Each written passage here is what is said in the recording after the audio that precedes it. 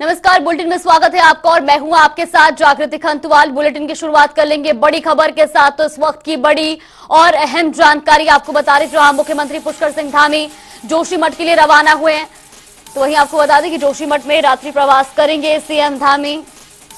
राहत बचाव कार्यों को भी देखेंगे सीएम। साथ ही आपको बता दें कि प्रभावित लोगों से भी मुलाकात कर सकते हैं सीएम धामी। तो इस वक्त की बड़ी और अहम जानकारी, मुख्यमंत्री पुष्कर सिंह धामी जोशीमठ के लिए रवाना हो चुके हैं, जहां पर वो रात्रि प्रवास भी करेंगे। इसके अलावा आपको बता दें कि राहत बचाव कार्यों को भी देखेंगे सीएम पुष्कर सिंह धामी। तो प्रभावित लोगों से भी कर सकते हैं मुलाकात। ये बड़ी और अहम जानकारी, मुख्यमंत्री पुष्कर सिंह धामी जोशीमठ के लिए रवाना हो चुके हैं। वहीं सपा सुप्रीमो अखिलेश यादव कल कन्नौज पहुंचे हुए थे। अखिलेश ने मां फूलमती देवी मंदिर में मत्था टेका। यहां उन्होंने माता रानी के दर्शन किए और सहभोज किया। माता के दर्शन के बाद उन्होंने कहा कि आज लंबे समय बाद सिद्धपीठ माता के दर्शन करने का सौभाग्य मिला। हमारी माता से कामना है कि देश और प्रदेश में सौहार्द बना रहे। साथ ही बिजली कंपनियों के रेट बढ़ने के सवाल पर उन्होंने सरकार पर हमला करते हुए कहा कि सरकार को सरकार न मानिए, बड़े बड़े उद्योगपतियों के संगठन की सहयोगी संस्था मानिए। ये बड़े लोगों की सरकार है, गरीबों की सरकार नहीं है। हमारी कामना है कि प्रदेश और देश तरक्की करे, समाज में सौहार्द और भाईचारे का माहौल और समाज हमारा एक गुलदस्ता की तरह जहां अनेक जाति धर्म के लोग मिलकर के एक साथ रहें। यही हमारी माता रानी से कृपा कामना है कि उनकी हम लोगों पर कृपा बनी रहे। भैया, सरकार लगातार बिजली पे अब रेट बढ़ाने की तैयारी कर रही है।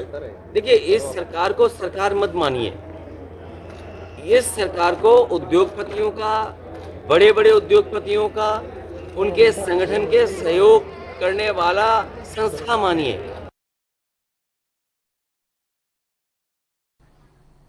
केंद्रीय मंत्री एसपी सिंह बघेल ने भारत जोड़ो यात्रा पर तंज कसते हुए कहा कि जिस पार्टी ने कभी अंग्रेज भारत छोड़ो कहा था, वो अब भारत जोड़ो का नारा दे रही है। ये हास्यास्पद लगता है। वहीं उन्होंने कांग्रेस को खुद आत्मचिंतन करना चाहिए, कहा कि जिस पार्टी ने देश पर सबसे अधिक राज किया है। साथ ही उन्होंने सवाल पूछा कि भारत की अखंडता को किसने तोड़ा है।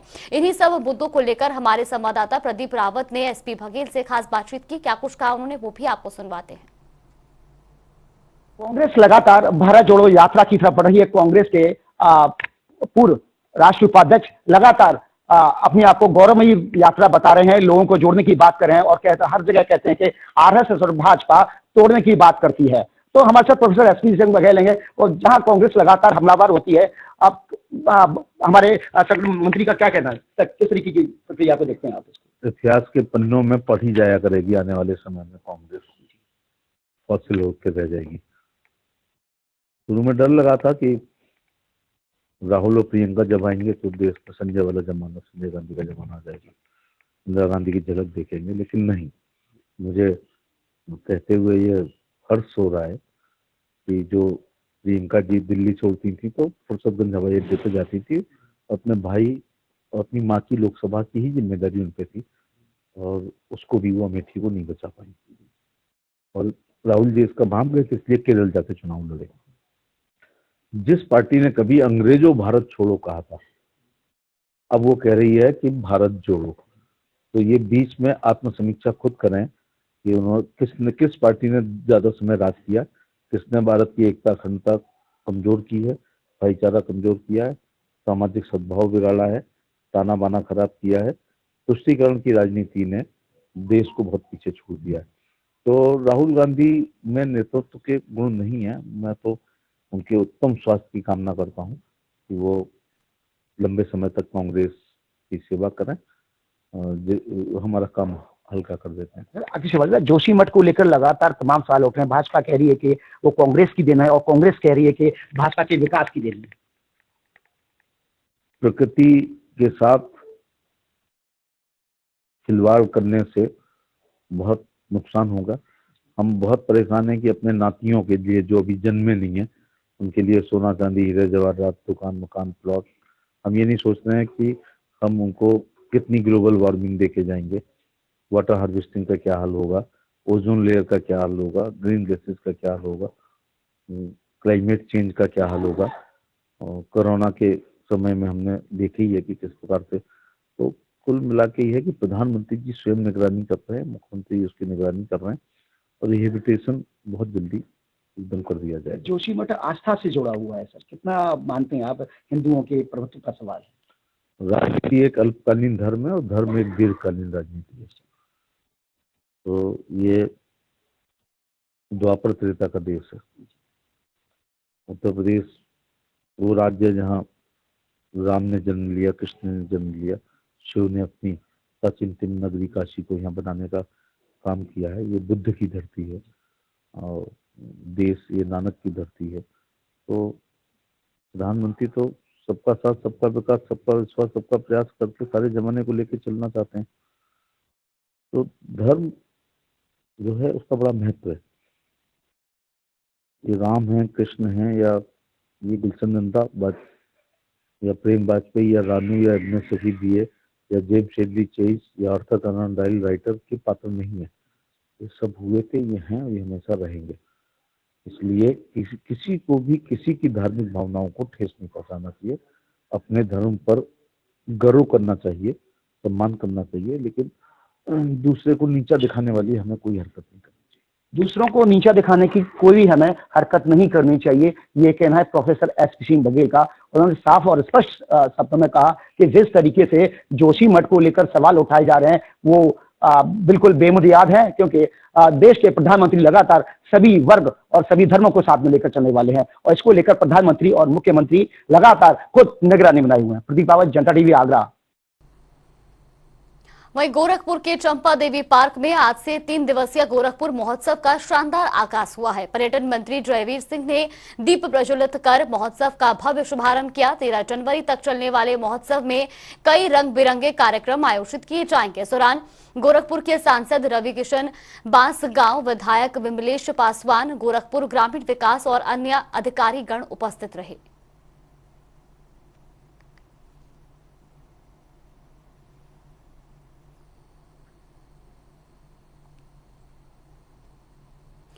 आरएसएस चीफ मोहन भागवत पर मौलाना सूफियाना निजामी ने कहा कि देश में मुसलमानों ने कभी वर्चस्व की लड़ाई नहीं लड़ी। साथ ही उन्होंने कहा कि मुसलमानों ने आजादी की लड़ाई में कुर्बानियां दी है और देश को आजाद करने में महत्वपूर्ण भूमिका निभाई है। निजामी ने कहा कि मुल्क की तरक्की में हम योगदान देते हैं और कहा कि मुसलमानों को ना कोई डर है, ना कोई खौफ है।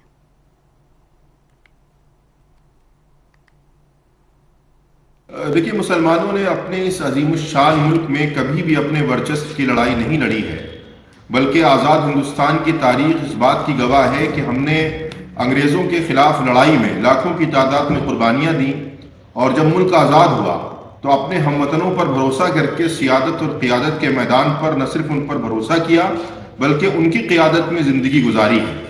लिहाजा ये बात बिल्कुल वाज़ेह तौर पर सही नहीं है कि मुसलमानों को अपने वर्चस्व की लड़ाई छोड़ देनी चाहिए। वहीं हल्द्वानी में उत्तराखंड मुक्त विश्वविद्यालय का 7वें दीक्षांत समारोह का आयोजन किया गया, जिसमें प्रदेश भर के 18,000 छात्रों को स्नातक की उपाधि दी गई। दीक्षांत समारोह में उच्च शिक्षा मंत्री डॉक्टर धन सिंह रावत और केंद्रीय राज्य मंत्री अजय भट्ट ने शिरकत की, तो वहीं मुख्यमंत्री पुष्कर सिंह धामी और राज्यपाल गुरमीत सिंह मौसम खराब होने के कारण दीक्षांत समारोह में नहीं पहुंच सके, जिसके बाद उन्होंने वर्चुअल माध्यम से दीक्षांत समारोह को संबोधित किया। दीक्षांत समारोह की शुरुआत में उच्च शिक्षा मंत्री व केंद्रीय राज्य मंत्री ने 25 करोड़ लागत से बने 5 भवनों का लोकार्पण भी किया।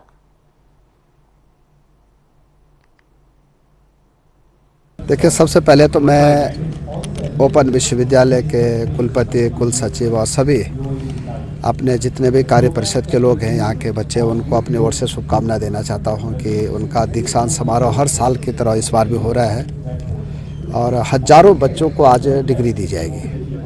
देश का पहला राज्य उत्तराखंड हो गया है कि अब जो डिग्री डीजी लॉकर के माध्यम से भी अब छात्रों को दी जाएंगी। बहुत ही अच्छा प्रयास मुक्त विद्यालय कर रहा है और लगातार आगे बढ़ रहा है।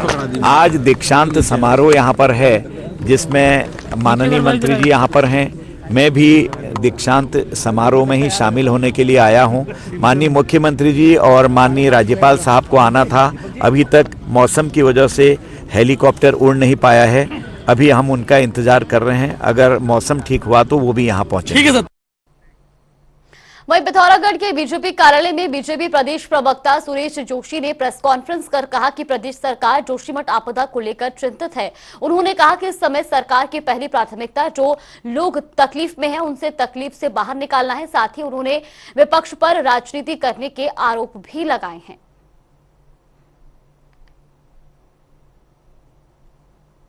देखिए, जोशीमठ में जो आपदा आई है उसको लेकर के सरकार निरंतर वहाँ पर बैठ करके एक एक विषय को संपादित कर रही है। इस समय हम लोगों की जो पहली वरीयता है वो ये है कि जो भी लोग वहाँ पर तकलीफ पे हैं उनको तकलीफ से बाहर निकाला जाए। जिनके घरों में दरारें आई हैं, घर टूट गए हैं, उन सब लोगों को आवास की व्यवस्था कर रहे हैं। और इस तरह के जो चिन्हित मकान थे उन सभी लोगों को फिलहाल दूसरे स्थानों पर शिफ्ट कर दिया गया है। वही हरिद्वार को लेकर मिल रही तमाम आतंकी धमकियों के बीच हरिद्वार पुलिस ने हर की पौड़ी पर देर रात मॉक ड्रिल की। मकर संक्रांति और गणतंत्र दिवस को लेकर हरिद्वार पुलिस अलर्ट पर है। इसी को लेकर अचानक गंगा आरती के समय मालवीय घाट पर संदिग्ध बैग मिलने की सूचना के बाद पुलिस हरकत में आई। एसपी सिटी स्वतंत्र कुमार का कहना है कि मकर संक्रांति और 26 जनवरी को देखते हुए हर की पौड़ी पर पुलिस सुरक्षा व्यवस्था बढ़ाई जा रही है और हरिद्वार को मिलने वाली धमकियों के बाद पुलिस पूरी तरह से अलर्ट पर है। इस तरह की कार्रवाई पुलिस के सिस्टम को परखती है। मकर संक्रांति और 26 जनवरी को ध्यान में रखते हुए आज हर की पैड़ी पे एक मॉक ड्रिल की गई जिसमें बीडीएस, डॉग स्क्वाड और क्यूआरटी हमारी मौजूद मिली। इनका रिस्पांस टाइम काफ़ी अच्छा रहा है। हमारे कोतवाली की भी फोर्स वहाँ पे मौजूद थी, सीओसीटी और मैं स्वयं वहाँ पे मौजूद था। एक ये मॉक ड्रिल थे। इसके अलावा ये अभियान लगातार चलता रहेगा हमारी चेकिंग का। एक सघन चेकिंग के लिए होटल ढाबे की चेकिंग के लिए भी निर्देशित किया गया है वरिष्ठ पुलिस अधीक्षक महोदय के द्वारा। पूरे देहात क्षेत्र में और सिटी क्षेत्र में ये अभियान 26 जनवरी और मकर संक्रांति को ध्यान में रख के जारी रहेगा। मसूरी में आज आईटीबीपी की पासिंग आउट परेड में 45 युवा अधिकारियों ने शपथ ली। भारत तिब्बत सीमा पुलिस अकादमी में 1 साल के कठिन प्रशिक्षण प्राप्त करने के उपरांत 45 अधिकारी, जिनमें 5 महिला सहायक सेनानी हैं, बल की मुख्यधारा में पासिंग आउट परेड में बतौर मुख्य अतिथि महानिदेशक अनिल दयाल ने शिरकत की। उन्होंने अपने संबोधन में पास आउट होने वाले सभी अधिकारियों को बल की मुख्यधारा में शामिल होने पर बधाई देते हुए इस बल के उज्जवल भविष्य की कामना की।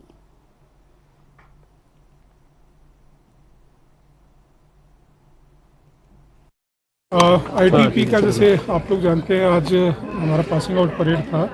ये हमारा assistant command general duty course जो होता है उसमें उसके 22 अधिकारी थे पास आउट हुए हैं, जिसमें एक महिला अधिकारी भी थे। और जियो कॉम्पिटिशन जिसमें कि हमारे अदर देन जीडी जो हमारे स्पेशलाइज्ड कार्डर के ऑफिसर्स होते हैं, डॉक्टर, वेटनरी ऑफिसर्स, इंजीनियर्स वगैरह, उनका अलग से ट्रेनिंग चलता है 25 हफ्ते का। एक बैच वो था, उसमें 23 अधिकारी थे, जिसमें 4 महिलाएँ थी। और ये जो जीडी बैच था इसका 50 वीक का ट्रेनिंग था। अच्छा लग रहा है। 1 साल बहुत हार्ड ट्रेनिंग थी, हमने बहुत वेट किया इस दिन का। दूसरे बैच की पीओपी हुई थी तो भी हम देख रहे थे कि हमारा भी कभी दिन आएगा, तो अच्छा लग रहा है।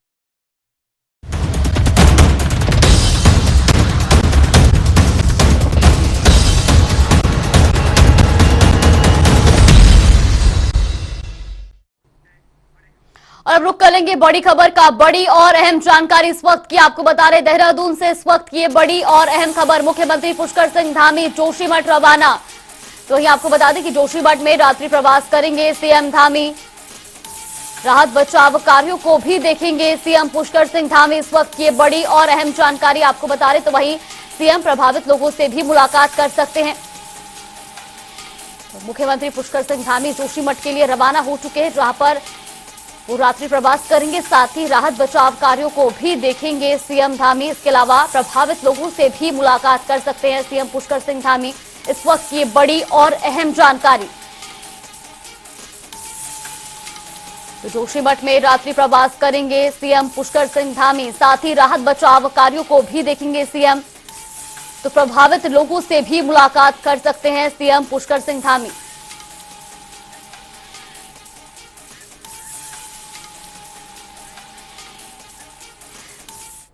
वहीं इसी खबर पर ज्यादा जानकारी के लिए ब्यूरो चीफ योगेश राणा हमारे साथ जुड़ गए। योगेश, आज सीएम धामी जो है अब जोशीमठ के लिए रवाना हो चुके हैं, क्या कुछ पूरी जानकारी मिल रही है? जी बिल्कुल, मुख्यमंत्री पुष्कर सिंह धामी हेलीकॉप्टर लैंड कर चुका है और वो कुछ ही देर में जो हेलीपैड है उससे निकलकर जोशीमठ की तरफ रवाना हो जाएंगे। अभी मुख्यमंत्री का कार्यक्रम क्या रहेगा ये तो अभी बहुत ज़्यादा इसकी जानकारी सामने नहीं आई है, लेकिन इसमें एक बात सबसे महत्वपूर्ण ये है कि मुख्यमंत्री पुष्कर सिंह धामी यहाँ पर सीधे ऑब्जर्वेशन में अब चीज़ों को ले लेना चाहते हैं। रात्रि विश्राम का मतलब ही ये है, यहाँ तक कई सारी मीटिंगें होगी और ये अनुमान लग रहा है कि वे जो प्रभावित लोग हैं उनसे भी मिल सकते हैं। ये ध्यान में रखने की बात है कि आज सुबह 1 घंटे तक प्रभावी जो लोग हैं जो इससे प्रभावित हो रहे हैं उन लोगों के साथ जिला प्रशासन ने और शासन के उच्च अधिकारियों ने मीटिंग की, लेकिन कोई इसका हल नहीं निकल पाया कि किस दिशा में बढ़ा जाए। जो भवन है खतरनाक घोषित भवन हो गए उनको तोड़ने के लिए, क्योंकि जो प्रभावित लोग हैं जो पीड़ित लोग हैं उनका लगातार कहना है कि बगैर मुआवजा तय हुए हम अपने घरों को हाथ नहीं लगाने देंगे, उसमें एंट्री करने नहीं देंगे। जो यहाँ पे सबसे बड़ा होटल है जो सबसे झुक गया है मलाडिन, उसको तोड़ने की सबसे पहले जो बात आ रही है उसको लेकर भी बात सामने आई है कि उसके सामने जो महिलाएं बैठ गई है उनका कहना है कि हम इसको तब तक तोड़ने नहीं देंगे जब तक इसमें कोई कार्रवाई करने नहीं देंगे, जब तक मुआवजा तय ना हो जाए और दूसरी चीज़ें तय ना हो जाए, हमारे रहने की व्यवस्थाएं तय ना हो जाए। और ये गतिरोध 2 दिन से बना हुआ है, 2 दिन से इसके आदेश जारी हो चुके हैं। यहाँ पर जो रेड जोन में घर आ चुके हैं, जो अति असुरक्षित घर है, उनको भवनों को तोड़ने के 2 दिन पहले आदेश दे दिए गए, लेकिन इस पर आगे कार्रवाई नहीं हो पा रही है। ये सुलझ नहीं रहा है, इस पे गतिरोध खत्म नहीं हो पा रहा है। इसी को देखते हुए ये माना जा रहा है कि मुख्यमंत्री पुष्कर सिंह धामी सीधे पहुंच रहे हैं और वो सीधे अपने ऑब्जर्वेशन में चीज़ों को सीधे यहीं से मॉनिटर करना चाह रहे हैं। और इसमें एक और महत्वपूर्ण बात है कि मुख्यमंत्री पुष्कर सिंह धामी के देहरादून से रवाना होने से पहले जो भाजपा के राष्ट्रीय अध्यक्ष JP नड्डा ने सीधे भाजपा के प्रदेश अध्यक्ष और मुख्यमंत्री पुष्कर सिंह धामी से बात की है और उसके बाद ही ये अचानक कार्यक्रम बना है। पहले से शेड्यूल में जोशीमठ को लेकर कोई कार्यक्रम था नहीं, उनको हल्द्वानी जाना था, लेकिन अचानक से इधर का कार्यक्रम बना है जोशीमठ का। ये महत्वपूर्ण विजिट मानी जा सकती है इस मौके पर, जबकि यहाँ तमाम गतिरोध बने हुए हैं। जो भवन स्वामी हैं जिनके भवन अति संवेदनशील घोषित कर दिए गए हैं उनके बीच में और प्रशासन के बीच में, जो लोकल प्रशासन है उसके बीच में और जो केंद्रीय टीम आई हुई है उनके बीच में भी इस चीज़ को लेकर समझौता नहीं हो पा रहा है कि इनको तोड़ने से पहले जो मुआवजा है उसको लेकर सरकार ने अपनी तरफ से कई सारी जो ऑफर है वो दिए हैं। इन जो अगर देखा जाए तो 6 महीने तक 6 महीने तक 4,000 रुपये प्रति माह और इसके साथ साथ अगर 1,50,000 रुपये जो अंतरिम राहत है उसकी भी घोषणा की है। जो मुआवजा तय होगा वो बाद में तय होगा। तो इसलिए मुख्यमंत्री पुष्कर सिंह धामी की ये विजिट जोशीमठ की बहुत ही महत्वपूर्ण बन जाती है। जी बिल्कुल योगेश, और ऐसे में ये भी जानना चाहेंगे, जहां एक तरफ जिला प्रशासन का कहना है कि जो असुरक्षित मकान है उनको गिराना भी बेहद जरूरी है, क्योंकि अगर मौसम खराब होता है, अगर बारिश और बर्फबारी जैसी स्थिति बनती है तो ऐसे में जो अन्य मकान है उनके लिए भी खतरा बढ़ जाएगा और ऐसे में अब लोग जो है गतिरोध कर रहे हैं। जिला प्रशासन का क्या कुछ कहना है? देखिए, इसमें सबसे बड़ी बात यह है कि मौसम विभाग ने अलर्ट जारी किया है। अगर कल से और आज के देखें तो मौसम एकदम बदला हुआ है। दिन में एक बार तो हल्की यहाँ कुछ बौछारें भी पड़ी है और बर्फबारी की भी पूरी गुंजाइश बन रही है। अगर आप यहाँ देखें, यहाँ से एकदम ऊपर की तरफ ओली है और ओली यहाँ विंटर जो खेल होते हैं उनके लिए भी प्रसिद्ध है और तमाम चीज़ों के लिए प्रसिद्ध है। ओली बहुत एक पर्यटन स्थल भी है, उसको देखते हुए भी। तो इस तरीके से अगर देखें तो यहाँ पर ये बहुत महत्वपूर्ण जगह हो जाती है। और इसको लेकर जो यहाँ 2 भवन है वो उन भवनों को लेकर जो है वो लगातार बढ़ती जा रही है। और जिस तरफ वो दोनों होटल झुके हुए हैं उस तरफ बहुत सारे घर है। हालांकि वो घर भी रेड जोन में आए हुए हैं, उनको भी चिन्हित कर दिया गया है, उनको भी हटाया जाना तय है। लेकिन इसके बाद भी अगर ये बारिश होती है या कोई मौसम खराब होता है तो एक बड़ी खतरे की आशंका बनती हुई साफ साफ दिखती है।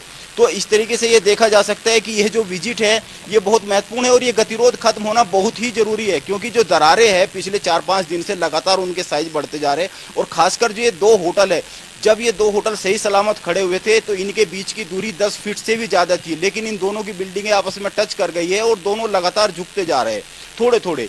तो इस तरीके से ये कहा जा सकता है कि अगर मौसम बिगड़ता है तो चिंताजनक स्थिति बन सकती है। उससे पहले ही इनको डिमोलिश किया जाना बहुत जरूरी है और इसका कोई हल जो प्रशासन है, लोकल प्रशासन है, वो निकाल नहीं पा रहा है। तो ये माना जा सकता है कि मुख्यमंत्री पुष्कर सिंह धामी यहाँ आकर अधिकारियों के साथ उच्च स्तरीय मीटिंग लेंगे और जो प्रभावित परिवार है उनके साथ भी उनकी बात हो सकती है, मुलाकात हो सकती है, हो सकता है वो मौके पर जाए। अभी उनका कोई कार्यक्रम ऑफिशियल तरीके से इस तरह से जारी तो हुआ नहीं है, लेकिन ये माना जा रहा है कि वो उनसे मिल सकते हैं जो पीड़ित परिवार है। जी बिल्कुल योगेश, और जिस तरह से जानकारी मिल रही है कि अब कर्णप्रयाग में भी जो है इसी तरह की दरारें देखने को मिली है, क्या कुछ पूरी जानकारी मिल रही है इसको लेकर? दरअसल इसमें कर्णप्रयाग को लेकर, मसूरी को लेकर और इसके अलावा गोपेश्वर को लेकर कुछ इस तरह की सूचनाएं हैं कि वहां पर भी, हालांकि इसमें एक फैक्ट ये भी है कि ये बहुत लंबे समय से वहां पे दरारें हैं।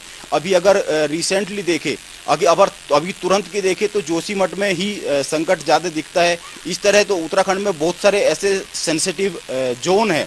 अगर देखे बहुत बड़ा पर्यटन स्थल है नैनीताल, नैनीताल को लेकर भी बार बार चिंताएं जताई जाती है। तमाम इस तरह की रिसर्च है जो नैनीताल को लेकर, मसूरी को लेकर भी तमाम तरह की रिसर्च है। तो वो एक अलग विषय है जो इस विषय के साथ साथ उठ खड़े हुए हैं। लेकिन आज की मौजूदा स्थिति में जोशीमठ सबसे ज़्यादा चिंता की वजह है, क्योंकि यहाँ पर एक पैटर्न है। अगर आप देखेंगे जो दरारें पड़ रही है वो सारी की सारी हॉरिजेंटल है और एक तरफ जो अलकनंदा बहती है वो बहुत गहरे में बहती है और अलकनंदा की जिधर बहती है उधर की तरफ ही धीरे धीरे जो खिसकने की बात है, झुकाव की बात है, जो दरारों की बात है, वो उसी तरफ आती हुई दिख रही है। तो जोशीमठ इसीलिए बहुत सेंसिटिव बन जाता है। ये ढलान पर बसा हुआ शहर है और जिस तरह की तमाम 1970 के बाद तमाम रिपोर्ट आई है, ये बहुत ढीली चट्टानों पर बसा हुआ शहर है। तो ये पहले से भी आशंका इस तरह की व्यक्त की जाती रही है कि जोशीमठ को लेकर हो सकता है कभी भी चिंता बन जाए। और एक बहुत महत्वपूर्ण बात ये भी है, अगर आप पहाड़ पे देखेंगे उत्तराखंड में तो जो सबसे ज्यादा मैक्सिमम हाइट है बिल्डिंगों की, 3 मंजिला बिल्डिंगें बनाई जा सकती है। लेकिन हमने खुद देखा जिस होटल को गिराया जाना है वो खुद 7 मंजिला होटल है।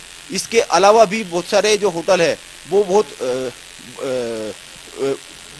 हाई राइज बिल्डिंगें बनी हुई है। तो ये एक चिंताजनक स्थिति साफ साफ दिखती है। जी बिल्कुल योगेश, बहुत बहुत धन्यवाद आपका हमारे साथ जुड़ने के लिए और तमाम जानकारी हम तक पहुंचाने के लिए।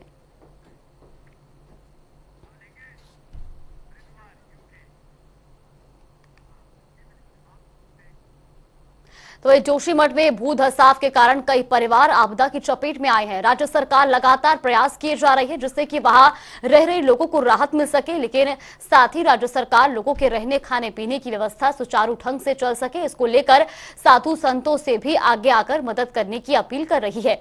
इस दौरान आज धर्मनगरी हरिद्वार पहुंचे वन विकास निगम के अध्यक्ष कैलाश गहतोड़ी ने साधु संतों से मुलाकात कर इस विपदा की घड़ी में संतों के सहयोग की अपील करी और साथ ही संतों से भी आश्वासन दिया है कि सरकार को जितनी भी मदद की जरूरत होगी वो उनकी मदद जरूर करेंगे।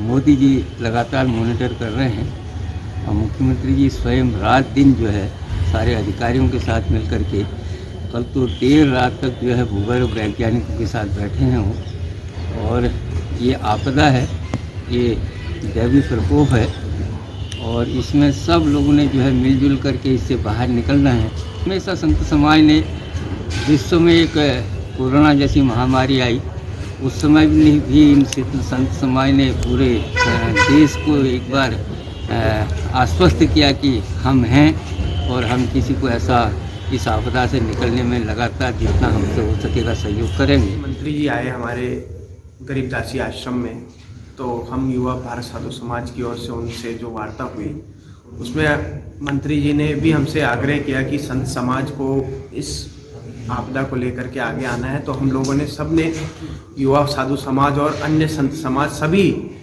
तन मन धन से उन सभी जोशीमठ के परिवारों के साथ है। जो भी हमारे को निर्देश होंगे या जिस तरीके का भी सहयोग की हमसे अपेक्षा की जाएगी, हम सब जगह से तन मन धन से उन सबके साथ। आज मंत्री जी हमारे आश्रम से गरीबदासी लागू सेवाश्रम मायापुर हरिद्वार में आए और यही चर्चा हुई कि जो दैवीय आपदा आई है अभी जोशीमठ में, इसके लिए हमारा पूरा युवा भारत साधु समाज, संत समाज सरकार के साथ खड़ा है और जो भी सरकार इसके लिए हमें कहेगी मदद के लिए, हम पूरा संत समाज तैयार है। इससे ज़्यादा जो सहयोग बन सके हम सबको मिलजुल कर करना चाहिए और इस आपद की घड़ी में युवा भारत साधु समाज, संत समाज जोशीमठ के उन पीड़ित लोगों के साथ है, खड़ा है और हमेशा खड़ा है। मंत्री हरीश रावत गांधी पार्क में महात्मा गांधी की मूर्ति के सामने समर्थकों के साथ मौन उपवास पर बैठे हैं।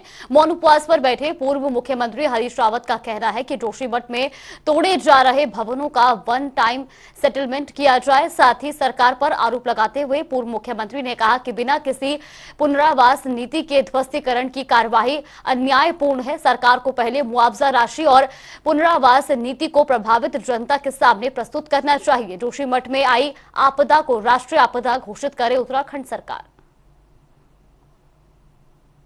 जिस तरीके से जोशीमठ में बुलडोजर चलाया जा रहा है, लोगों को जो है अरे बुलडोजर तोड़ना पड़ेगा, हम भी जानते हैं तोड़ना पड़ेगा, लेकिन जिनके संपत्ति को तोड़ रहे हो, जिनके होटल को तोड़ रहे हो, जिनके परिसंपत्तियों को तोड़ रहे हो, उनको ये तो बता दो तुमको मुआवजा क्या दोगे, फॉर्मूला ही बता दो कि भाई इस दर पर देंगे, बद्रीनाथ के तर्ज पर देंगे, कुछ तो बता दो और कहाँ बसाओगे। क्योंकि जोशीमठ का कोई भी व्यक्ति, यहाँ तक कि होटल का कर्मचारी और चाय की स्टॉल वाला व्यक्ति भी दूसरी जगह, तो आप नया जोशीमठ कहाँ पर बनाएंगे बता दीजिए ना। हम चाहते हैं हमारे जोशीमठ है, उसका जो लगाव है वो शब्दों में नहीं समझा जा सकता, वो भावनाओं से समझा जा सकता है। हमारी गरिमा है, हमारी जिंदगी है वो। बुलेटिन में फिलहाल के लिए बस इतना ही। आप बनी रहिए हमारे साथ। नमस्कार।